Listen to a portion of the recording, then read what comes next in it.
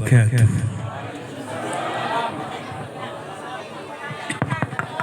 Alhamdulillahirabbil alamin.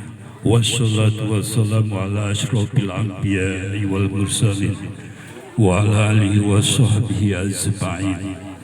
Alhamdulillah ja'ala ad-din ihlasallahu fil ibadah wa syayat bil barakah wal jamaah al mu'asyasatu majtalim Raudatul Hidayah Cimanggu. Alhamdulillah ja'ala da'wah ila dinil minal paradil islamiyah allati syarafata bi khatamin nabiyyin ijbuna khairu ummati uhrijat linnas uhrijat lil alamin. Alhamdulillah rabbil alamin.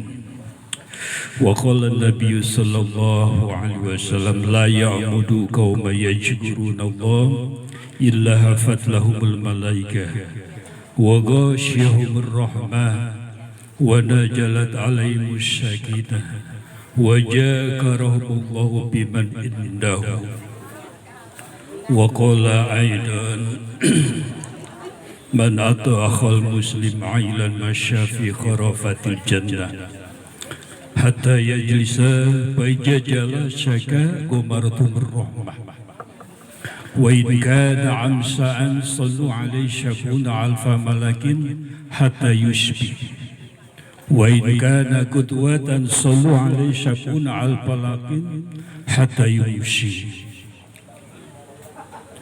Allahumma salli ala sayyidina Muhammad adada ma fi ilmillah salatan da'imatan bidawami mulkillah. Allahumma salli ala sayyidina Muhammadin al-Fatih lima ukulika wal khatim lima sabaqa nashiril haq bil haq wal hadi ila shiratikal mustaqim wa ala alihi haqqa qadrihi wa miqdarihil azim. Allahumma ya daimal fadlil alal bariyah ya bashital yadaini bil atiyah ya sahibal mawahib saniyah salli ala sayyidina Muhammadin khairil bariyah waghfirli ya zal jalal birahmatika ya arhamar rahimin. Ya ihwanul muslimin ittaqullaha haqqa tuqatih wa la tamutunna illa wa antum muslimun.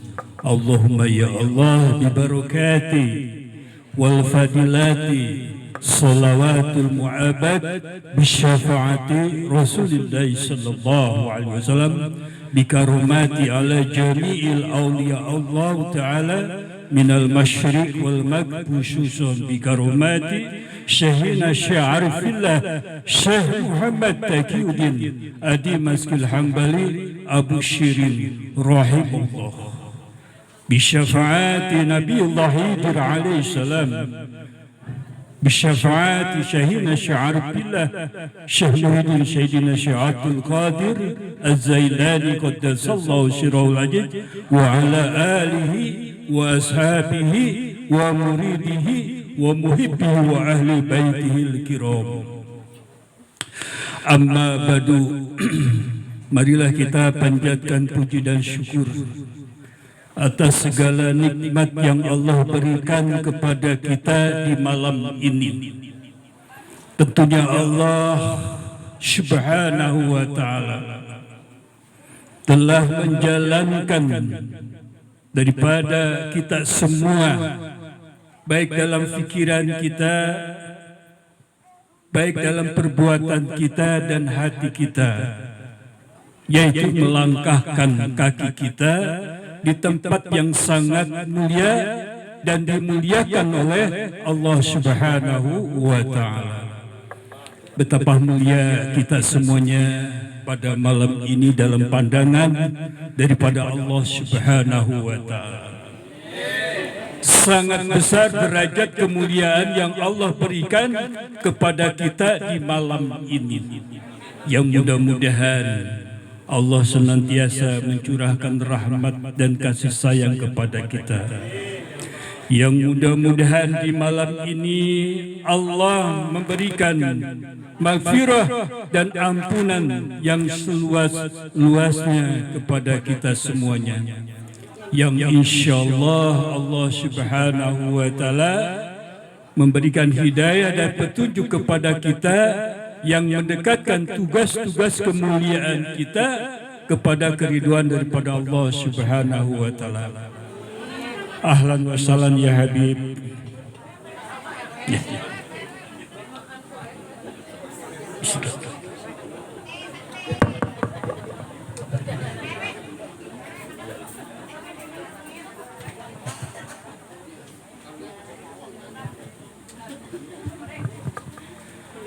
Selanjutnya atas kehadiran Habib di tempat kita, mudah-mudahan bertambah-tambah kebaikan rahmat daripada Allah Subhanahu wa taala, bertambah keberkahan untuk kita semuanya. Tentunya Buya juga ingin menyampaikan rasa syukur atas miladnya Majlis Ta'lim Riyadatul Hidayah yang keempat. Berarti kalau yang keempat ini Majlis Riyadh ya, Raudatul Hidayah dibangkitkan awal perjuangannya mungkin pada tahun 2020 atau 2021 dan merupakan sejarah bagi Majlis Ta'lim Raudatul Hidayah di tahun yang keempat ini. Banyak perkembangan demi perkembangan di kegiatan yang dilakukan oleh pimpinan Majlis Ta'lim daripada Raudatul Hidayah ini, juga bersama para pengurus dan jamaahnya. Ini luar biasa sebenarnya dari perkembangan yang keempat tahun ini. Sudah banyak memberikan manfaat dan kemuliaan di tengah-tengah kehidupan masyarakat di Cimanggu ini, supaya meyakinkan semuanya, setiap ada pengajian di tengah kalimat, di tengah perkampungan, di tengah wilayah yang diadakan, maka pengajian itu menjadi tanpa bala, dijauhkan daripada balahi dunia dan balahi akhirat. Ini satu, dijauhkan oleh Allah Subhanahu wa taala. Yang seharusnya balahi itu diturunkan pada hari ini, tetapi di kampung ini ada Majlis Ta'lim Raudatul Hidayah yang bisa menjauhkan daripada balahi dunia ini. Mudah-mudahan juga Allah akan memberikan pertolongan kepada Majlis Ta'lim Raudatul Hidayah, yaitu di akhirat nanti. Kenapa demikian? Ini luar biasa. Majlis Ta'lim di tengah kehidupan masyarakat itu bisa menghindarkan hal-hal yang tidak baik, tapi akan sebaliknya banyak memberikan manfaat kehidupan bagi masyarakat di tengah-tengah kehidupan suatu majlis ta'lim yang diadakan. Abuya sangat paham sekali dengan bangkitnya daripada majlis Raudatul Hidayah ini, yang sampai sekarang begitu besar manfaatnya yang diterima, sehingga kekompakan ini yang luar biasa. Awalnya pakaiannya yang berbeda-beda, tetapi dalam perkembangannya ternyata menjadikan barisan yang satu saf, pakaian putih dengan jaket warna merah hati. Luar biasa. Ini hebat, ini luar biasa. Ya. Apabila majlis daripada Raudatul Hidayah bila diajak sama Abuya di tempat-tempat yang lain, insya Allah akan terangkat derajat kemuliaannya, bukan hanya kepada Majlis Ta'lim itu sendiri, tetapi terangkat wilayah kemuliaan daripada Cimanggu ini. Sekarang hadirin kaum muslimin yang dimuliakan Allah, Majlis Ta'lim Raudatul Jannah memberikan manfaat di dalam Majlis Ta'lim yang berada di Kota Bogor, di BNR di Jenggel. Jadi Majlis Ta'lim Abuya saudarakan di tempat di BNR, di mana Abuya mengajak Majlis Ta'lim Raudatul Jannah memberikan manfaat di sana, sehingga satu kata dan kalimat apabila warga di sana hadir, termasuk Pak RT, mereka merasa bahagia dan bangga. Ada Majlis Ta'lim Raudatul Hidayah bersama kami semuanya. Itu bisa dirasakan. Siapa pemimpinnya Majlis Ta'lim daripada di BNR? Abuya kenalkan sekarang. Beliau adalah Asy-Syarif Al-Malikul Saleh Samudra Fasai dari Aceh, mempunyai silsilah keturunan nasabnya yaitu kepada Terah Kesultanan dan Raja Samudra Fasai. Beliau hadir di tengah-tengah kita, insya Allah. Inilah beliau yang namanya Teku Haji Badruddin Jilallah fil alam Samudra Fasai Aceh. Sengaja Abuya bawa datang ke sini beliau ini. Ya. Mudah-mudahan juga ini bertambah kemuliaan dan keberkahan. Ya. Ingat sejarah Samudra Fasai dengan kata kalimat Serambi Mekah itu, yang punya nasab dan keturunan sampai ke kota Madinah daripada junjungan Nabi besar Muhammad sallallahu alaihi wasallam. Sehingga tadi Abuya meminta kepada beliau berangkat dari rumah Kangjeng Sultan Paduka Yang Mulia, tolong bawa kiswah makam daripada baginda Rasulullah sallallahu alaihi wasallam. Tidak mudah untuk didapatkan kiswah makam Rasulullah sallallahu alaihi wasallam. Jadi hanya dimiliki para sultan-sultan yang dekat kepada juriahnya Rasulullah sallallahu alaihi wasallam. Tadi sudah ketika marhaba dikeluarkan kiswahnya, dan sebulan sekali selalu dikeluarkan kiswah itu dalam pengajian di BNR. Kangjeng Sultan juga sering mengatakan, Abuya, mudah-mudahan Majlis Ta'lim Raudatul Hidayah senantiasa ada pada diri kami di BNR. Itu kecintaan beliau. Dan Abuya sendiri juga membawa kawan daripada Kesultanan, ini Doktor Hari, termasuk Sultan juga, dan beliau biasa tugas di rumah sakit, ahli dalam operasi, ya, luar biasa. Ya, beliau ini salah satu saudara daripada Sultan. Dan Abuya sendiri langsung dari Kesultanan Banten. Silsilah dan nasabnya ke arah sana. Jadi Abuya dipertemukan oleh Allah dengan para sultan dan raja se-Nusantara ketika pertemuan itu di Bandung. Di mana di Bandung itu? Yaitu di tempat konferensi Asia Afrika.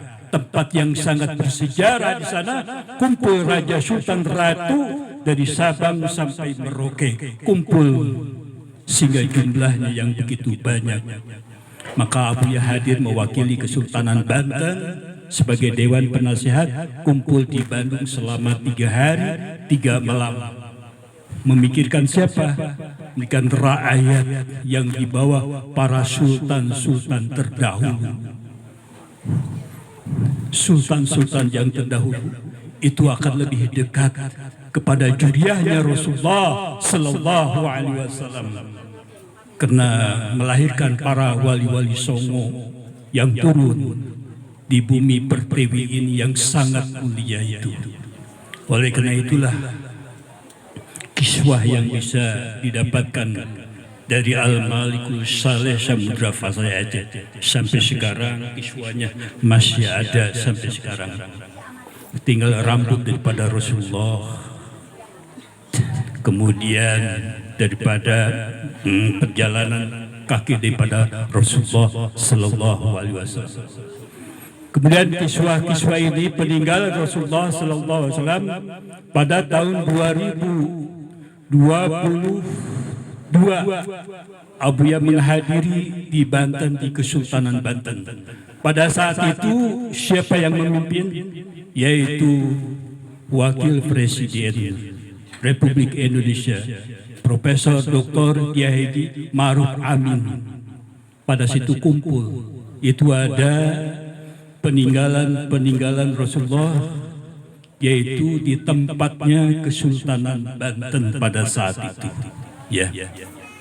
Jadi ini sangat bersejarah. Abu yang membicarakan tentang keutamaan daripada bangsa Indonesia ini, punya sejarah yang mulia, perjalanan yang mulia daripada para wali-wali Songo, juga para sultan dan kerajaan dari Aceh sampai Papua itu.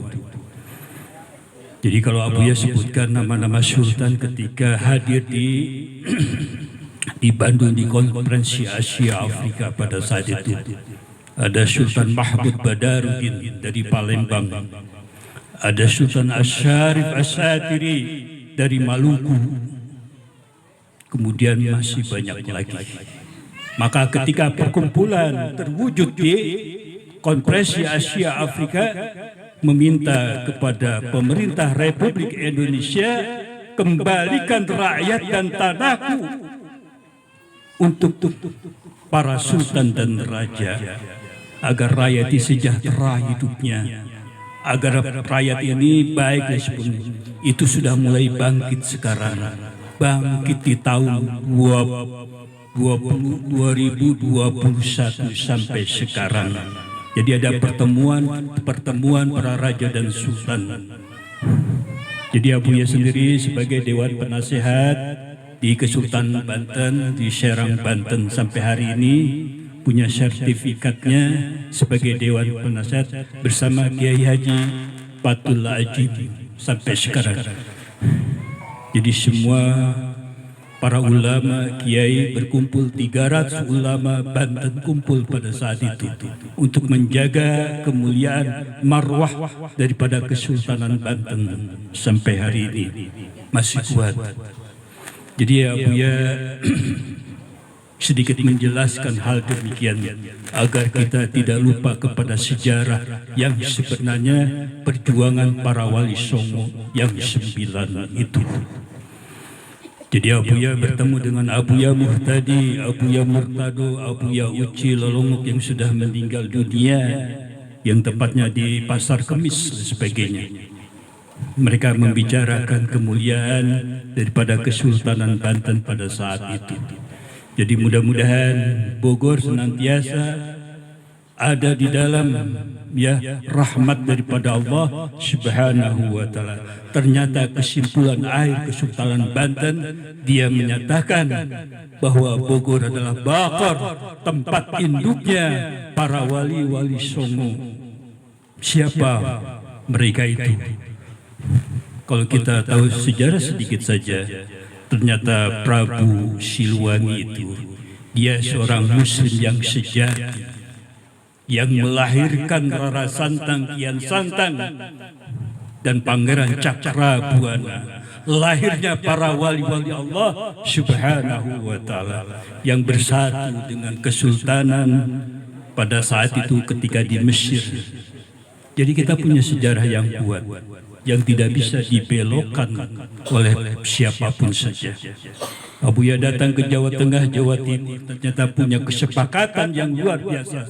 Perjuangan NKRI ini perlu diwujudkan.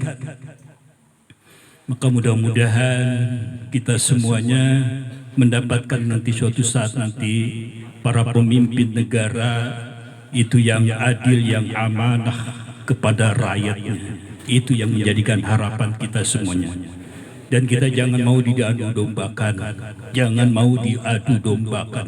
Yang selama ini kita selalu diadu dombakan dengan para penjajah di negeri kita ini. Mudah-mudahan Allah Subhanahu wa Ta'ala melindungi hamba-hambamu yang saleh salihah, yang mendekatkan kemuliaan mereka ya Allah kepada perjuangan negara Republik Indonesia ini. Hadirin kaum muslimin yang dimuliakan oleh Allah Subhanahu wa Ta'ala, pada malam ini kita semuanya tahu milad daripada Majlis Ta'lim Raudatul Hidayah. Maka kibarkan bendera ini, kibarkan bendera Majlis Ta'lim ini, memberikan manfaat yang sebesar-besarnya, wabil khusus kepada warga Cimanggu ini. Kalau seandainya mereka tahu bahwa setiap Majlis Ta'lim yang hidup di tengah masyarakat itu bisa menghindarkan daripada ajab daripada Allah Subhanahu wa Ta'ala. Ini yang harus dipahami. Mudah-mudahan Majlis Ta'lim Raudatul Hidayah senantiasa sabar dan tabah perjuangannya demi masyarakat yang banyak. Ya. Mudah-mudahan mereka suatu saat nanti akan berpikir, ternyata kebahagiaanku di rumah ini itu adalah berkahnya dari sebuah Majlis Ta'lim yang ada. Mudah-mudahan berpikir seperti itu. Ini daripada sabdanya Rasulullah sallallahu alaihi wasallam, la yamudu qauma yajkuruna Allah, kata Nabi, tidak semata-mata mereka berkumpul di tempat yang mulia yajkurullah, dia berzikir mengingat dan kebesaran Allah, maka pada saat mengingatkan kebesaran Allah, maka Allah menjaga dan melindungi wilayah ini dengan kebesaran daripada Allah Subhanahu wa Ta'ala. Bukan hanya itu, kata Nabi, illa hafat lahumul malaika, Allah akan menurunkan para malaikat-malaikatnya di dalam sebuah Majlis Ta'lim yang memberikan manfaat kepada suasana masyarakatnya. Bayangkan para malaikat pada turun di tempat yang sangat mulia. Illa hafat malaika. Ini apa yang dikatakan oleh baginda Rasulullah sallallahu alaihi wasallam. Kalau kita meyakini sebuah hadis semacam demikian, betapa bahagianya kita duduk di sini, juga kita berzikir, bertahlil, bertasbih dan lain sebagainya. Kata Nabi, duduknya saja ketika engkau berada di tengah kemuliaanku, kata Allah, dulu suka sa'atan fi majlisil ilmi, la tamasyu qalaman wa la taktubu harban, khairul laka min idbi alfi raqabah. Duduknya engkau di tempat majlis ilmu, yajkurun Allah, yang sedang berzikir di hadapan Allah Subhanahu wa Ta'ala. Kemudian mereka duduk berkumpul mendengarkan apa yang disampaikan oleh para ulama, kiai, ustaz di tengah-tengah kegiatan Majlis Ta'lim ini. Maka kata Nabi, sekalipun mereka la tamassu qalaman wa la taktubu harban, dia tidak membawa pena dan tidak menulis satu huruf pun, kata Nabi, khairul laka min alfi raqabah, maka itu lebih baik daripada engkau memerdekakan 1000 orang abid di jalan Allah Subhanahu wa Ta'ala. Orang-orang yang beriman, yang hatinya cinta kepada Allah, maka dia merasakan keyakinan yang sangat dalam bahwa duduknya kita di tempat majlis ilmu, kegiatan pada malam ini, Allah tidak pernah mensia-siakan kesolehan kita, ketakwaan kita, rahmat daripada Allah diturunkan kepada kita semuanya. Itu duduknya saja. Ini luar biasa. Makanya Bapak dan Ibu semuanya yakini sebuah hadis apa yang dikatakan oleh baginda Rasulullah sallallahu alaihi wasallam. Tapi ingat Bapak dan Ibu, harus berkembang dalam ibadah kita kepada Allah Subhanahu wa Ta'ala, menambah ketakwaan kita kepada Allah Subhanahu wa Ta'ala, menjadi orang yang rendah hati di hadapan Allah dan di hadapan manusia. Itu sebuah kunci ketika mereka duduk di majlis taklim di hadapan Allah Subhanahu wa taala. Lalu Allah mengatakan kepada malaikat, wahai malaikat, ketika mereka berkumpul di sebuah majlis taklim, sebuah kegiatan yang apa yang mereka inginkan. Malaikat menjawab kepada Allah, ya Allah, ya Rabb, mereka mengharapkan surgamu ya Allah untuk selamat dalam kehidupan mereka di dunia menuju akhirat. Itu jawaban malaikat yang mewakili kita pada malam ini. Yang tadi Abu ya kata, illa hafatul malaikat pada turun di tempat kita. Kemudian malaikat menyampaikan maksud dan tujuan kita agar kita selamat kehidupan kita di akhirat untuk masuk ke dalam surganya Allah Subhanahu wa taala. Lalu Allah bertanya kepada malaikat setelah menyampaikan laporan, wahai malaikat, apakah mereka tahu tentang surgaku? Malaikat menjawab, ya Allah ya Rabb, mereka tidak tahu tentang surgaku seperti apa dan sebagainya. Yang mereka tahu surga itu penuh dengan kenikmatan yang diberikan kepada hamba-hambamu ya Allah. Kemudian malaikat menjawab lagi, ya Allah ya Rabb, seandainya orang yang duduk di dalam suatu majlis ta'lim engkau perlihatkan surgamu, maka mereka akan semakin dekat kepadamu ya Allah. Nah, ini enggak diperlihatkan oleh Allah surganya. Takut kita semuanya selalu dekat 24 jam. Saya bayangkan 24 jam kan sudah melihat surga, semakin dekat kepada Allah Subhanahu. Tugasnya apa 24? Zikir ibadah, zikir ibadah, zikir ibadah. Kasihan ibu-ibu, ya, zikir ibadah, zikir ibadah. Kena melihat surga yang diperlihatkan oleh Allah. Kalau ibu-ibu kasihan, maka lebih kasihan lagi suami. Siapa yang masak ini?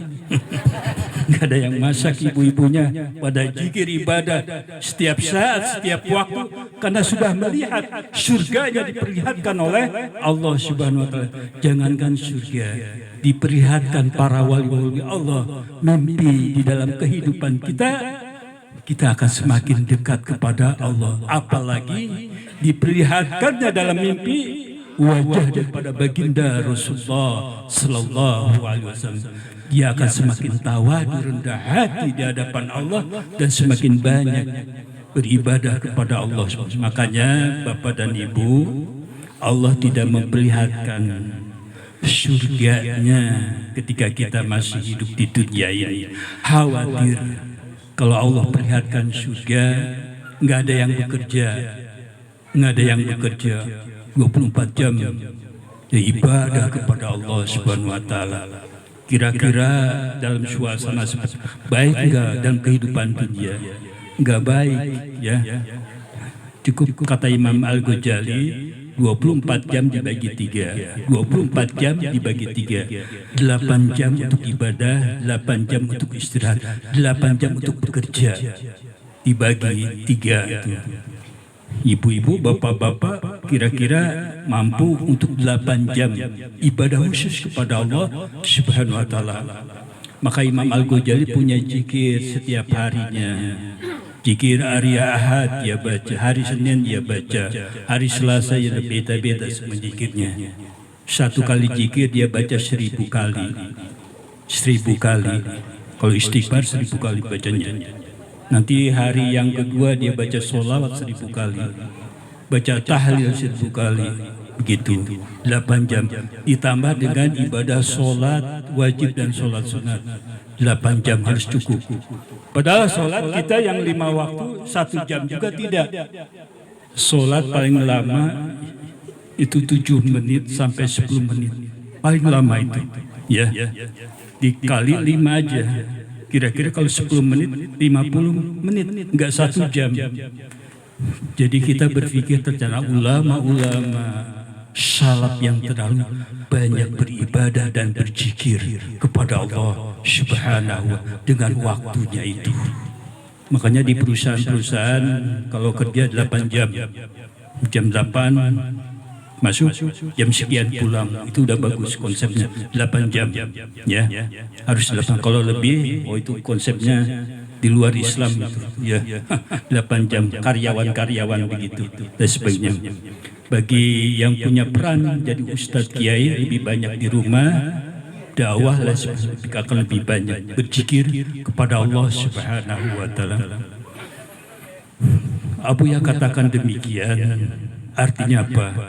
Artinya kita dalami kehidupan ibadah kita, karena kita akan kembali kepada Allah Subhanahu wa taala, mengharapkan surga daripada Allah Subhanahu wa taala. Makanya malaikat menjawab, "Ya Allah ya Rabb, seandainya Engkau perlihatkan surgamu kepada mereka yang duduk di dalam sebuah majlis taklim, mereka akan selalu dekat kepadamu ya Allah." Itu kan luar biasa, dekat kepada Allah Subhanahu wa taala. Contohnya aja gitu, contohnya. Ketika Nabi Yusuf dengan Siti Julaiha, ya, bagaimana Siti Julaiha ini begitu besar mahabbah dan cintanya kepada Nabi Yusuf alaihissalam. Karena Nabi Yusuf itu wajahnya tampan, indah, menarik dan sebagainya. Ibu-ibu kalau lihat Nabi Yusuf langsung jatuh cinta malam ini, ya, langsung jatuh cinta. Jangankan perempuan, laki-laki pun senang melihat wajah tampan yang luar biasa itu. Bagaimana pada saat Nabi Yusuf diperlihatkan kepada kaum ibu yang diundang oleh Siti Julaiha pada saat itu, istri para menteri, pejabat, gubernur, camat, kalau zaman camat, ya, RT lebih kumpul semuanya. Kemudian Siti Julaiha mengatakan, ya, kepada Allah Subhanahu wa taala dalam niat dan tujuan daripada pertemuan kaum wanita pada saat itu. Karena kaum wanita sudah menjelek-jelekan diriku terhadap Nabi Yusuf alaihissalam sebagai wanita yang tidak terhormat, jelek akhlaknya. Tapi Siti Julaiha masih kuat iman dan takwanya sebenarnya. Maka ketika Siti Julaiha meminta agar Nabi Yusuf dikeluarkan, berjalan kemudian kembali, kaum ibu pada saat itu melihat Nabi Yusuf, padahal mereka sudah disediakan buah-buahan, pisau dan sebagainya untuk dimakan dengan sebaik-baiknya. Ketika Nabi Yusuf keluar dari satu mimbar ke mimbar yang lain, ternyata wanita-wanita pada saat itu mengatakan, "Subhanallah, ini bukan manusia, ini malaikat," katanya. Saking cakap, wajahnya yang luar biasa. Tanpa terasa mereka kaum ibu, tangan mereka sendiri ada yang putus dengan pisau, ada yang tergores dan sebagainya. Mungkin kalau yang putus itu wanita sangat luar biasa menjelekan Siti Julaiha dalam hati, niat dan pikirannya. Di pandangan seperti itulah. Setelah Nabi Yusuf keluar kemudian dikembalikan ke tempat, dipenjarakan kembali. Apa yang terjadi pada saat itu? Kaum ibu melihat darahnya masing-masing di meja yang sudah disiapkan. Mereka baru sadar. Kata Siti Julaiha, dia bicara di hadapan, "Wahai kaum ibu semuanya, aku hidup bersama Yusuf di sebuah istana yang mewah ini. Setiap hari aku melihat, aku masih bertahan imanku kepada Allah Subhanahu wa taala.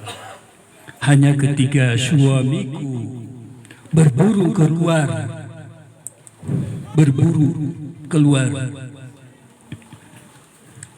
kemudian Siti Julaiha punya niat yang tidak baik agar Nabi Yusuf masuk ke dalam kamar Julaiha, tapi tidak sempat melakukan segala sesuatu. Kenapa? Nabi Yusuf bilang, "Al-Khawf ya Allah, aku takut padamu ya Allah." Kemudian keluar dari pintu kamarnya. Kemudian ketika keluar dari pintu kamarnya, Siti Julaiha sudah menarik pakaiannya, sobek belakangnya. maka selamat Nabi Yusuf. Tapi ketika keluar mau selamat, suaminya datang pas ketika ditarik pakaiannya itu. Apa yang terjadi pada saat itu? Siti Julai mengatakan, wahai suamiku, Yusuf sudah berbuat sesuatu pada masuk kamarku, katanya. Maka suami marah pada saat itu, dipenjarakan Nabi Yusuf alaihissalam. Kemudian dia berserah diri di penjara. Tetapi ketika di penjara, orang-orang yang jahat di penjara, mereka beriman kepada Nabi Yusuf alaihissalam yang luar biasa, harismanya yang luar biasa. Maka kita kembalikan ketika Siti Khadijah mengatakan kepada ibu-ibu, ibu-ibu, kalian baru melihat saja sudah seperti ini, darahmu keluar dari tangan-tanganmu. Bagaimana kalau kalian semuanya bisa melihat seperti aku lihat di istana setiap hari melihat beliau? Mungkin ibu-ibu semuanya sudah di luar kendali, berteriak dan sebagainya, mengatakan senang dan sebagainya, mencabik-cabik pakaiannya untuk telanjang dan sebagainya. Biasa, masih bagus Siti Julaiha. Nah, setelah itu Siti Julaiha bertobat kepada Allah Subhanahu wa taala. Nabi Yusuf diangkat menjadi seorang raja Mesir. Apa yang terjadi? Yang terjadi, Siti Julaiha menjadi orang yang paling taat kepada Allah dengan tobatnya kepada Allah. Sehingga ketika dilamar Nabi Yusuf dia tidak mau, karena sudah dekat kepada Allah, cintanya kepada Allah. Apalagi kalau bapak dan ibu diperlihatkan surga Allah, luar biasa, kita akan semakin taat. Kemudian apakah ada nanti surga diperlihatkan kepada manusia? Ada. Manusia nanti bisa melihat surga ketika wafatnya, dia dipanggil oleh Allah Subhanahu wa taala. Maka orang-orang yang beriman, yang selamat, dia lihatkan surga, kemudian wafat. Inna lillahi wa inna ilaihi. Betapa indahnya surga itu. Begitulah manfaat dan kemuliaan. Tentunya manfaat dan kemuliaan ketika wafat, mereka itu, orang itu rajin berkumpul di tempat-tempat yang baik yang dimuliakan oleh Allah Subhanahu wa taala. Ibu-ibu rajin di majlis talim ya, rajin ya. Tapi pesan Abu ya ibu-ibu, kalau rajin minta izin sama suami. Suamiku izinkan saya mengaji ya di rumahnya Kiai Ceproyani misalnya gitu. Ceproyani bangga selalu ya senang di rumahnya Ustadz Daud misalnya ya. Di rumahnya Kiai Adi Pahdudin dan sebagainya. Ada Ustadz Kiai yang sekarang kader-kadernya Abu ya lihat mereka akan naik terus derajat dengan kemuliaan, insya Allah. Derajat dan kemuliaan akan naik dan sebagainya. Mereka istiqomah di jalan Allah Subhanahu wa taala. Satu pesannya itu aja. Minta izin sama suami. Seorang wanita sekalipun solihah tapi dia tidak minta izin kepada suami, jangan harap masuk surga. Takut ya ibu-ibu ya. Karena keriduan seorang suami bisa mengangkat derajat kemuliaan kaum ibu untuk masuk ke dalam surganya Allah Subhanahu wa taala. Ya. Hormati suami, ya, ramah dengan suami. Tapi rata-rata suaminya orangnya sabar, tabah. Karena yang lebih banyak bicara kalau di rumah tangga istrinya. Suami bicara 3 kali, istrinya udah 30 kali. Oh betul ya. Kata Sayyidina Umar Ibnul Khattab ya. Ini Sayyidina Umar Ibnul Khattab nih. Dia seorang khalifah ya, khalifah yang kedua setelah Abu Bakar. Itu Umar bin Khattab kalah sama istrinya. Tadinya ada sahabat datang ke rumah Umar bin Khattab ingin curhat mengenai keluarganya. Ternyata ketika sampai rumahnya mau assalamualaikum gak jadi. Kenapa? Umar Khattab dimarahin sama istrinya. Balik lagi, pulang dia, pulang lagi, gak berani menyampaikan masalahnya. Kemudian sahabat itu bertemu dengan Umar bin, wahai Umar, kau seorang khalifah yang sangat dimuliakan, disegani. Aku ingin menyampaikan curhat pada hari ini. Datang ke rumah engkau, tetapi engkau sedang dimarahi sama suami. Jadi ya, aku tidak jadi menyampaikan masalahnya. Umar itu mengatakan begini, Umar bilang tuh, wahai sahabat, anakku lahir karena seorang istriku yang sangat mulia. Biar cerewet juga gak apa-apa katanya. Ya. Kenapa? Dia mengatakan lahirnya anak-anakku karena istri. Jadi ibu bangga punya anak itu ya. Pembela itu. Ya gak apa-apa lah ya, kita sabar, orang suami sabar. Jangankan Umar bin Khattab, Abu Ya juga suka dimarahi sama istri sendiri. Ya biasa itu memang biasalah dalam kehidupan begitu. Abu Ya sabar, tabah, dimarahi dia menjauh. Suatu saat kalau dia reda, gak bicara, Abu Ya baru nasihat. Wahai istriku, apakah sudah cukup nasihatnya? Oh, sudah, sekarang bagian aku nasihat. Menasihatkan dengan jalan kemuliaan dan kebaikan untuk di jalan Allah Subhanahu wa Ta'ala. Oleh karena itu, bapak-bapak sebagai teladan di rumah tangga, jaga sholat yang 5 waktu, bisa merendam marah seorang istri.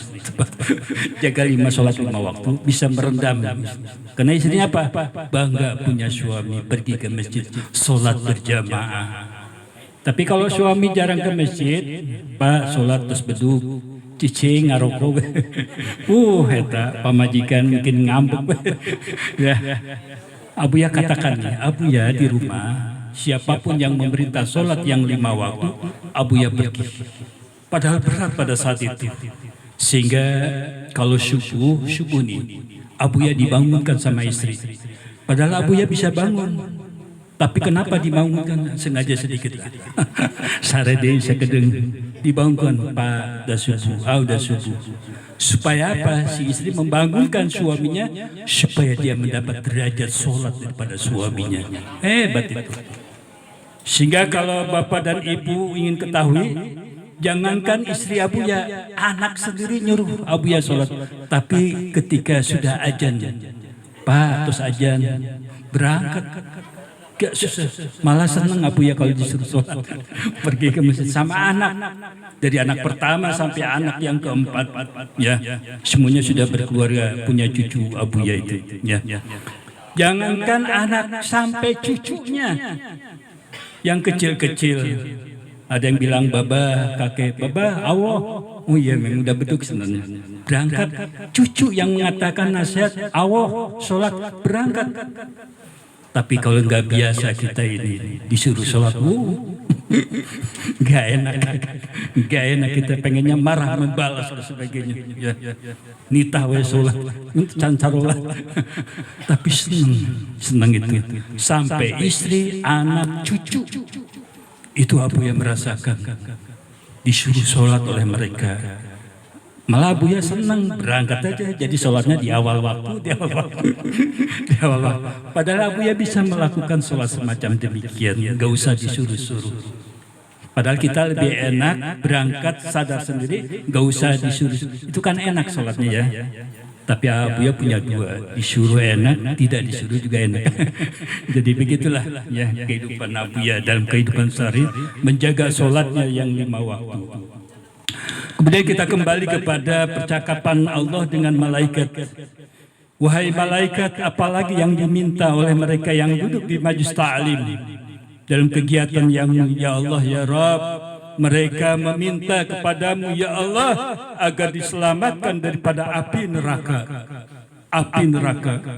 Ada bapak ibu nggak pernah ya mewakilkan pada malaikat. Malaikat tahu diri kalau gitu.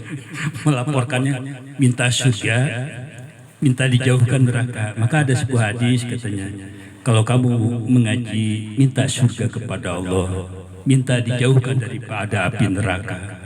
Bapak ibu suka begitu enggak kalau ngaji? Enggak ya? Suka juga. Kalau suka sudah niatnya sudah pintar dia. Ibu-ibu sudah pintar, bapak-bapak sudah pintar. Nah kalau kita sudah mengatakan demikian, berarti dilandasi dengan ilmu sebuah hadis daripada Rasulullah Sallallahu Alaihi Wasallam. Maka Allah menjawab kepada wahai malaikat, apakah mereka tahu tentang neraka? Ya Allah ya Rabb, mereka tidak tahu tentang neraka. Yang mereka itu neraka itu menyakitkan, panas dan sebagainya. Bagaimana kalau neraka ini aku perlihatkan kepada mereka?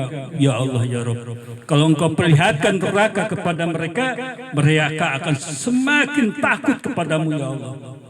Kira-kira Allah memperlihatkan neraka enggak? Enggak kan? Tapi dengan sebuah hadis yang dikatakan mereka akan takut kepadamu ya Allah. Khawatir kalau neraka diperlihatkan seperti tadi. Neraka diperlihatkan 24 jam manusia beribadah kepada Allah. Ya, nggak mau masak, nggak mau kerja, ibadah terus, dan neraka terlihat terus. Saking takutnya, saking panasnya. Maka Allah hal-hal yang gaib semacam demikian ditutup dengan hijabnya. Yang penting kita sebagai hamba Allah yang beriman, dia punya keyakinan, ya, ingin dekat kepada Allah, masuk surga, ingin dekat kepada Allah, dijauhkan daripada api neraka. Jadi dua. Apakah masih ada, wahai malaikat? Apakah masih ada keinginan mereka? Ya Allah, ya Rabb. Mereka berharap kehidupan mereka penuh dengan keberkahan dari rezekimu ya Allah, penuh dengan keberkahan daripada hidayah dan petunjukmu ya Allah. Aku akan berikan kepada mereka keberkahan rezekinya, keberkahan hidupnya. Aku janji. Ya, makanya ketika malaikat pulang kembali kepada Allah, maka jamaah yang duduk di tempat ini, mereka sudah mendapatkan rahmat dan kasih sayang dari Allah Subhanahu wa Ta'ala. Mereka dosa-dosanya dimaafkan oleh Allah Subhanahu wa Ta'ala. Ini keberuntungan buat kita semuanya. Makanya kalau Allah mengatakan wa ghasyiyahum rahmah, aku curahkan wahai malaikat rahmatku kepada mereka. Itu kan luar biasa, rahmat daripada Allah Subhanahu wa Ta'ala. Oleh karena itu Bapak dan Ibu semuanya, kalau ada majlis ta'lim di Cimanggu ini atas pimpinan para tokoh agama, ya kalau memang ada waktu berangkatlah ya. Tapi jangan berangkat tanpa izin suami, itu ya kuncinya. Jangan berangkat tanpa izin suami ya. Karena dengan izin suami setiap langkah kita mendapatkan rahmat, setiap langkah kita mendapatkan ampunan daripada Allah Subhanahu wa Ta'ala. Tapi ada suami yang baik, ya, gak minta izin juga, aku sudah izinkan. Wahai istriku, gak usah minta izin, aku sudah izin. Setiap istri berangkat ke pengajian, ya. Tapi akan lebih baik kalau mengatakan. Jadi itu sebagai taat dan patuh kepada suaminya. Enggak juga gak apa-apa. Selama suami berkeyakinan bahwa ibu-ibu ngaji sudah dapat izin daripada suaminya, ya, insya Allah, biar penuh rahmat daripada Allah Subhanahu wa Ta'ala. Hadirin kaum muslimin yang dimuliakan oleh Allah Subhanahu wa Ta'ala, inilah keberuntungan kita di dalam majlis ta'lim yang mudah-mudahan tadi Abu yang mengatakan miladnya, ulang tahunnya yang keempat, Majlis Ta'lim Rawdatul Hidayah semakin baik program dan kegiatannya. Yang Abu ya suka sama Majlis Ta'lim. Kalau sudah marhabah, senang kalau sudah marhabah. Senang sekali.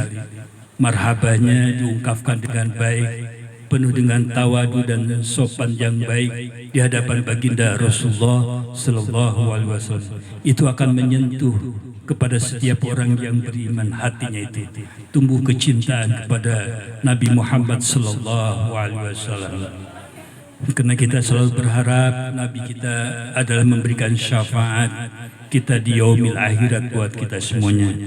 Kuncinya perbanyak baca sholawat kepada Nabi Muhammad Sallallahu Alaihi Wasallam. Ibu-ibu harus rajin baca sholawat ya, rajin. Sholawat yang pendek aja. Salawat pendek itu salawat Jibril alaihissalam, sallallahu alaihi Sayyidina Muhammad. Tapi jangan cepat-cepat ibu, Sallallahu di suara terjelas.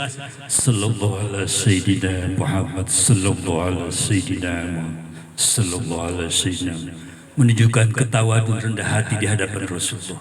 Pelan-pelan 10 kali saja udah cukup. Kalau 100 luar biasa, 10 kali. Habis sholat 5 waktu, baca zikir sholawat. Wa ba'da sholat, dizikri kata Nabi, setelah engkau sholat selesai, dizikri, berzikirlah kepada Allah Subhanahu wa Ta'ala. Kalau sholawat itu mungkin di akhir kadang-kadang. Kalau yang pernah habis sholat, ibu baca apa? Astagfirullahaladzim, astagfirullahaladzim. Jadi santai. Jangan gini, astagfirullahaladzim, astagfirullahaladzim, astagfirullahaladzim, ambek-ambekan. Gak ikhlas. Bacanya kayak Abu ya. Astagfirullahaladzim. Apalagi kalau ibu tahu mana. Ya Allah ya Rabb, ampunilah aku. Astagfirullahaladzim. Boleh nggak kalau ibu mengatakan ya Allah ya Rabb, ampunilah aku. Nggak lupa mikir itu, 10 kali itu udah dalillah. Tapi udah maknanya udah masuk ke dalam hati, udah aja. Ibu minta maaf. Astagfirullahaladzim, astagfirullahaladzim, Itu zikir untuk pribadi. Ada zikir untuk pribadi dalam kaitan taubat kepada Allah. Zikir yang kedua agak panjang. Mungkin ibu dan bapak dapat. Astagfirullahaladzim, alladzi la ilaha illa huwal hayyul qayyum wa atubu ilaih. Ya Allah ya Rabb, kami mohon ampunan-Mu kepada ya Allah. Engkau maha hidup dengan kemuliaan-Mu ya Allah. Dan jadikanlah ya Allah istighfarku menjadi orang-orang yang bertobat kepadamu ya Allah.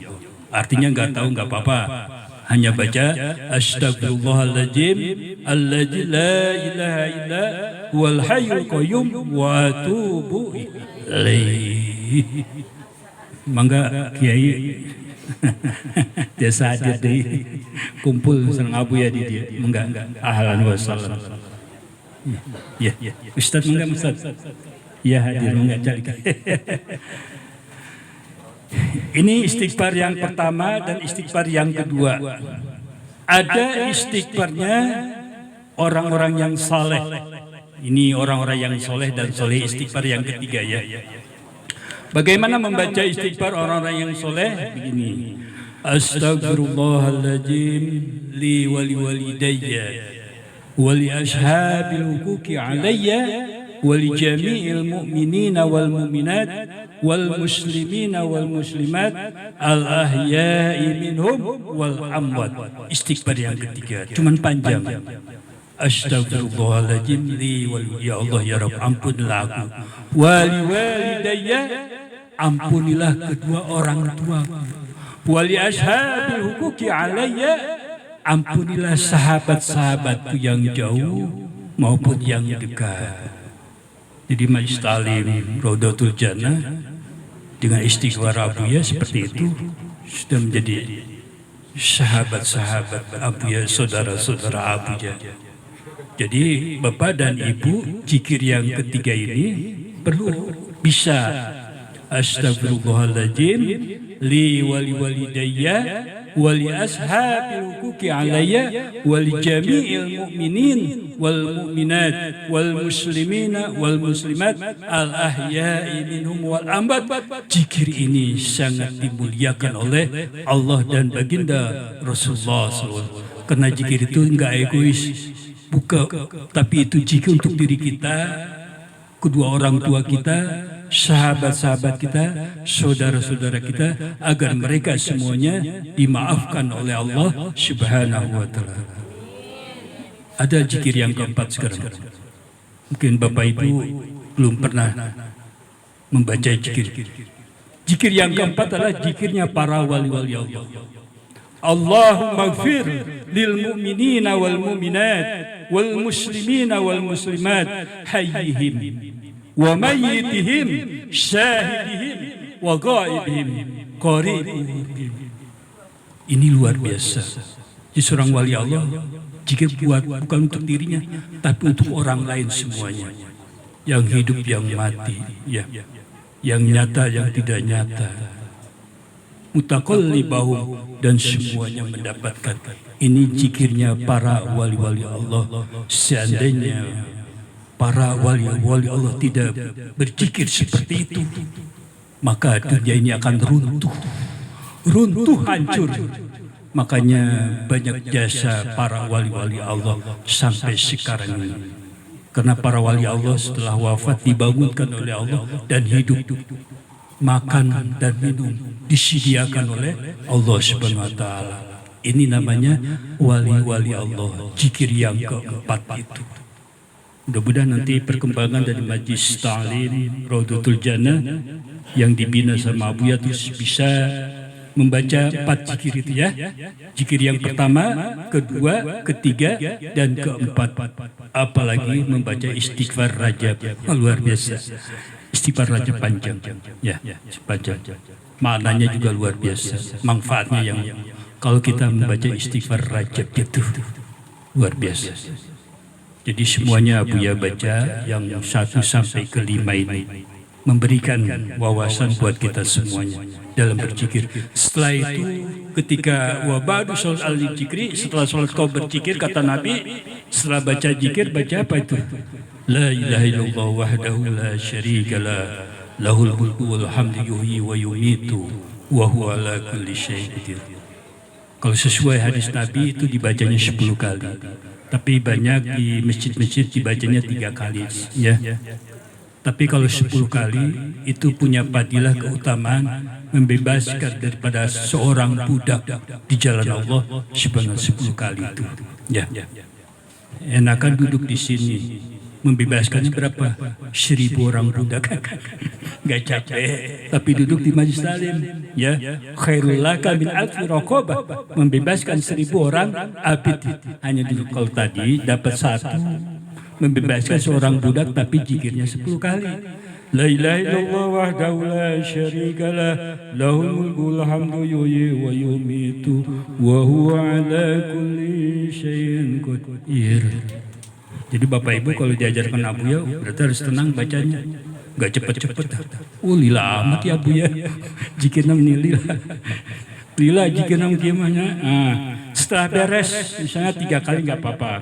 Baca Allahumma ajirni minan nar, Allahumma ajirni minan nar, Allahumma ajirni minan nar. 3 kali boleh, bagusnya 7 kali. Karena neraka itu ada 7 tingkatan, bacanya 7 kali, bacanya. Tapi 3 kali juga, ya. Itu untuk menjauhkan daripada api neraka. Sederhana Rasulullah mengajarkan kemuliaan bagi umatnya itu. Kalau kita sudah tahu ilmunya tinggal kita amalkan. Allahumma zinni minan nar, Allahumma zinni minan, Allahumma 3 kali. Abuya tambah 4 kali 7. Tapi bukan ajirni, Allahumma ajirna minan nar. Abuya katakan ajirna minan nar buat orang tuaku ya Allah. Buat sahabat-sahabatku dan saudara-saudaraku ya Allah. Kalau tadi Allahumma ajirni untuk diri kita sendiri aja. Allahumma ajirna minan nar untuk apa yang kita cintai, orang tua, adik dan kakak. Seorang imam di masjid bacanya Allahumma ajirna minan nar, kena berjamaah, kumpul dan sebagainya. Ya.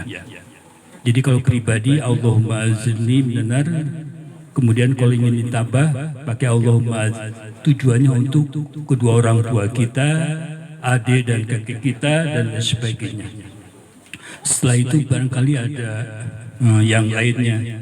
Kemudian Abuya pesantren, jangan tinggalkan 3 kalimat yang dimuliakan oleh Allah dan Allah cinta kepada. Ahabu ilallah bi'aini ahabatu subhanallah. Yang pertama subhanallah. Subhanallah. Maha suci Engkau ya Allah. Padahal ini kalau kita baca subhanallah maka tumbuh 1 pohon di surga. Subhanallah tumbuh subhanallah. Tapi bacanya kayak tadi ya, jangan cepat-cepatnya. Subhanallah, subhanallah, subhanallah, subhanallah, subhanallah, subhanallah. Coba, jangan. Bina badan kita, pikiran kita, hati kita untuk tenang dan tawadu di hadapan Allah. Subhanallah, subhanallah, subhanallah. Karena enak rasanya. jiwa kita juga enak. Mantap ya. 33 kali subhanallah. Satu kalimat subhanallah maka dicintai oleh Allah. Maka kata Nabi, jangan kau tinggalkan subhanallah, subhanallah, subhanallah. Setelah beres subhanallah baca apa? Alhamdulillah. Subhanallahil daiman abada. Alhamdulillah. Alhamdulillah. Alhamdulillah. Segala puji bagimu ya Allah. Segala puji bagimu ya Allah. Begitu kan luar biasa. Ya. Beres baru alhamdulillah ya, baru baca Allahu Akbar, Allahu Akbar, Allahu Akbar, Allahu Akbar 33. Akhiri dengan kalimat tahlil la ilaha illallah Muhammadur Rasulullah. Kalau memang kalimat tahlil dibajak silakan. Tapi yang 33 akhir dengan kalimat la ilaha illallah. Ya, kata Nabi. Kalau ini diperbanyak silakan la ilaha 100 kali ke. La ilaha illallah, la ilaha illallah, la ilaha illallah. Pokoknya kita akan menjadi manusia yang dekat kepada Allah, zikir yang baik. Wa ba'du salat li zikri. Maka solat yang baik itu adalah mereka berzikir pikiran dan hatinya dan rendah hati di hadapan Allah Subhanahu wa Ta'ala. Ada hadis yang menakutkan. Kira-kira yang terakhir ya. Hadis yang menakutkan. Apa yang dikatakan oleh Nabi ini luar biasa. Ada hadis yang artinya begini, tapi nanti bahasa Arabnya nanti. Man taraka sholata kanat lahu nurun. Ya. Jadi ada sebuah hadis yang mengatakan barang siapa engkau meninggalkan sholat. Kemudian kesininya dari hadis itu ujiba finnari hubban. Maka dia telah mengganti dari waktu yang lain, tetapi Nabi mengatakan ujiba finnari hubban, maka dia dimasukkan ke dalam api neraka selama satu hukuk. Wal hukuk sanatan. Satu hukuk itu sama dengan 80 tahun kata Nabi. Wasanatu salasun yatun situna yawman. Dan satu tahun itu kata Nabi 360 hari. Kullu yaum miqdaru alfasan. Dan satu hari nanti di akhirat itu, karena kita pernah hidup di dunia di akhirat itu 1000 tahun lamanya. Jadi barang siapa meninggalkan sholat dalam satu waktu kata Nabi, dia dimasukkan ke dalam api neraka selama 80 tahun.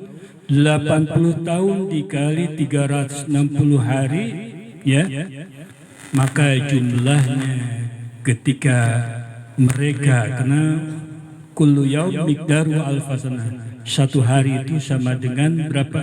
Itu sama dengan 1000 tahun lamanya. Maka Ibnu Abbas, Sayyidina Ali dan Abu Hurairah mentafsirkan daripada apa yang dikatakan oleh Rasulullah tentang hadis ini, setiap orang yang meninggalkan satu sholat saja, berarti satu waktu, maka dia akan dimasukkan ujiba finnar ke dalam neraka selama 15.800.000 tahun lamanya. Saya bayangkan 15.800.000 tahun lamanya hanya persoalan sholat untuk masuk surga. Astagfirullahaladzim. Ya Allah ya Rob ya. Masa kecil sudah balik aku tinggalkan berapa sholat. Masa remaja kita tinggalkan berapa sholat. Masa sudah dewasa aku tinggalkan sholat berapa kali. Masa sudah berkeluarga aku tinggalkan sholat. Wah ini harapan masuk surga TS. Persoalan sholat saja dihisapnya begitu beratnya ya. Maka kata Nabi ada kuncinya. Kuncinya apa? Yaitu baca istighfar Rabbik firli warhamni wa tuf alayya wa anta khairur rahimin. Rabbik firli warhamni wa tub alayya wa anta khairul. Itu kuncinya. Mudah-mudahan solat yang kita ditinggalkan, Allah memaafkan solat kita, sehingga kita selamat daripada api neraka. Jadi istighfar itu berarti harus rajin. Rabbighfirli warhamni wa tub alayya wa anta khairul. Rabbighfirli warhamni wa tub alayya. Nabi tidak pernah meninggalkan istighfar ini sebanyak 70 kali. Sebanyak 70 kali. Mudah-mudahan kita semuanya ya bisa melaksanakan amalan-amalan daripada Rasulullah Sallallahu Alaihi Wasallam. Rupanya dari Abuya cukup ya. Abuya cukup pengajian Abuya secara ini, karena Abuya masih ada sesuatu yang dikerjakan, dan Kanjeng Sultan juga Asy-Syarif ya. Kemudian Dr. Hari juga ada sesuatu yang ingin dikerjakan. Jadi jam 10 kami pulang ya, lanjutkan sama Ustadz Kiai yang sudah hadir di tengah-tengah kita dalam suasana majlis ta'lim yang sangat mulia ini. Insya Allah berkahlah semuanya ya, insya Allah. Juga Abuya mohon maaf apabila ada kata dan kalimat yang menyinggung perasaan, pikiran dan hati Bapak dan Ibu. Tapi semuanya yang Abuya sampaikan adalah kecintaan Abuya kepada Majlis Ta'lim dan warga daripada Cimanggu ini. Mereka harus tahu keterangan hadis daripada Rasulullah Sallallahu Alaihi Wasallam. Sekalipun pahit jadi obat, ya, sekalipun pahit jadi obat. Mudah-mudahan kita semuanya berubah di dalam melaksanakan ibadah kepada Allah Subhanahu. Ya Allah ya Rabb, bimbinglah kami ya Allah dengan hidayah dan petunjuk-Mu ya Allah, yang mendekatkan tugas-tugas kami kepada keriduan-Mu ya Allah. Ya Allah ya Rabb, masukkanlah kami ke dalam surga-Mu ya Allah. Ya Allah ya Rabb, jauhkanlah kami daripada neraka-Mu ya Allah. Ya Allah ya Rabb, mudah-mudahan dalam kehidupan kami Engkau senantiasa melimpahkan rahmat-Mu ya Allah, daripada rezeki-Mu ya Allah, kesehatan kepada kami ya Allah. Mudah-mudahan doa-doa seperti ini akan bermanfaat kepada Bapak dan Ibu semuanya. Sekali lagi Abuya mohon pamit dan mohon maaf dalam kegiatan yang ini. Semoga Majlis Ta'lim Raudatul Hidayah senantiasa mereka ada di dalam rahmat dan keriduan daripada Allah Subhanahu wa Ta'ala. Lanjutkan terus perjuangannya, kibarkan bendera daripada Majlis Ta'lim Raudatul Hidayah, dan mudah-mudahan juga Majlis Zikir Sholawat Muhabbat senantiasa dibacakan ya. Dan malam ini Abuya tidak menjelaskan tentang sholawat muhabbat karena waktunya sudah semakin malam. Itu saja yang bisa Abuya sampaikan. Wabillahi taufiq wal hidayah. Wassalamualaikum warahmatullahi wabarakatuh.